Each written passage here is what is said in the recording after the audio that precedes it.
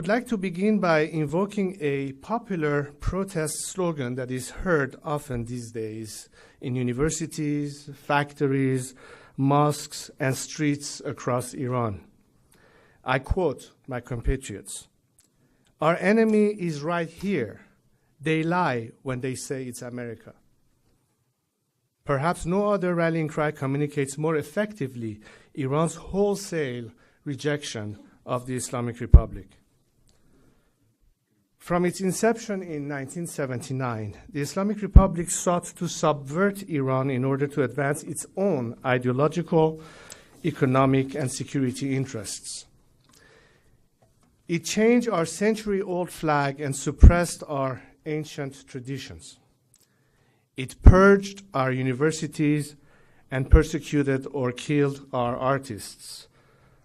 It institutionalized inequality and discrimination based on religion and gender. It destroyed the very soil, air, and water that comprises Iran in the physical sense. And it plundered voraciously, stealing our people's private property, appropriating major Iranian businesses, and siphoning off revenue for trade in our natural resources. With wealth taken from the Iranian people, the regime worked to spread its brand of hate and destruction throughout our region and to cause instability and conflict worldwide. It established paramilitary organizations and other non-state actors to serve as proxies for the destabilization and subversion of our neighbors. It threatened the world with a dubious nuclear program.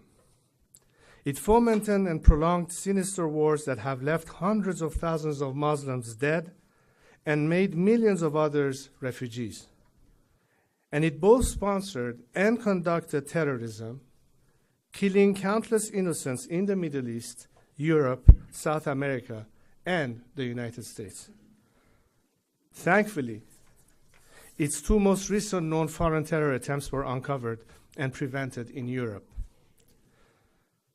The Islamic Republic took our land and our nation hostage. At least until now, it has survived, but only through fear, repression, and violence. But Iran and Iranians have had enough.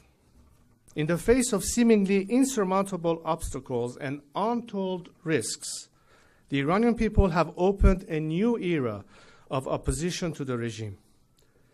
In towns and cities across Iran, every day, they are confronting it tirelessly and courageously. Through public protests, labor strikes, and innumerable acts of civil disobedience, they are expressing their rejection of its every principle, element, and faction. They want their freedom, their dignity, and their country back. To the international community, the promise of my compatriots movement represents a historic opportunity to achieve an enduring solution to the numerous threats emanating from the Islamic Republic.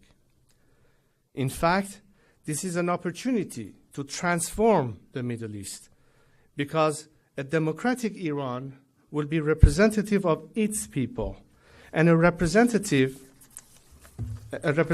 Iran will be a very different force outside its borders.